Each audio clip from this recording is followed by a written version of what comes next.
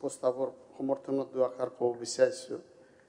আমাৰ নিবনুৱা যুৱক যুৱতীসকলক মানে শিক্ষিত যুৱক যুৱতী স্নাতক বা স্নাতকোত্তৰৰ কাৰণে বিশেষভাৱে যি চিন্তা কৰা হৈছে এইটো খুবেই গুৰুত্বপূৰ্ণ। তেওঁলোকে বহুত মানসিকভাৱে ভাগি পৰে যে সময়মতে তেওঁলোকে চৰকাৰী চাকৰি বা প্ৰাইভেট চাকৰি নাপালে, গতিকে নিজকে আত্মসংস্থাপন কৰাৰ কাৰণে যদি চৰকাৰে এটা ব্যৱস্থা লয় তাৰ কাৰণে ভাল হ'ব।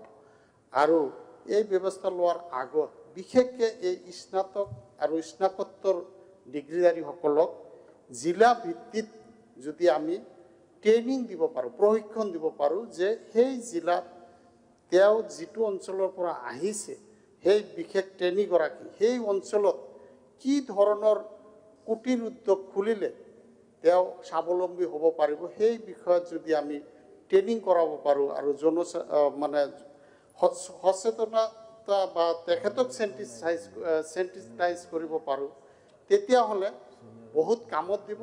আৰু তেখেতসকলক এই বিষয়ে ট্ৰেইনিং দিয়াৰ পিছত exclusively for graduate and post গ্ৰেজুৱেটৰ কাৰণে যদি প্ৰগ্ৰামটো কৰা হয় জিলা ভিত্তিক সীমিত সংখ্যকক লৈ পেলাই, তেতিয়াহ'লে তেওঁলোকে ট্ৰেইনিং লৈ পেলাই তেওঁলোকে মানসিকভাৱে এটা মানে প্ৰস্তুতি ল'ব পাৰিব। আৰু যদি এজ এ হ'ল বোলে ক্লাছ 5ৰ ল'ৰা লোৱা হ'ল, মাষ্টাৰ ডিগ্ৰীও লোৱা হ'ল, সেইবিলাকত এই ল'ৰাখিনিয়ে শিক্ষিত যুৱক যুৱতীখিনিয়ে কমফৰ্টেবল ফিল নকৰে। স্নাতক বা স্নাতকোত্তৰসকলে তেওঁলোকে পাৰ্টিচিপেট কৰিব নোখোজে।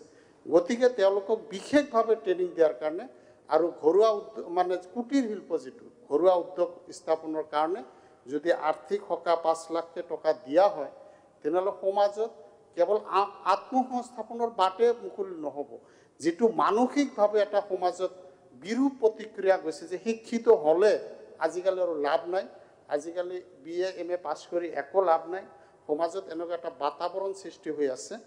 সেই বাতাবৰণটো যদি আমি প্ৰতিহত কৰিব নোৱাৰোঁ, তেনেহ'লে শিক্ষা দীক্ষাৰ ক্ষেত্ৰতো আমাৰ এটা মানে নেগেটিভ ইম্পেক্ট আহিব।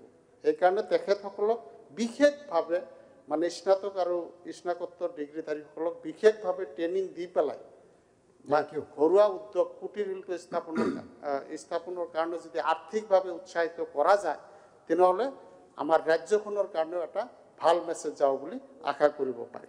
ধন্যবাদ ছাৰ, এইখিনি কথা কোৱাৰ সুযোগ দিয়ে।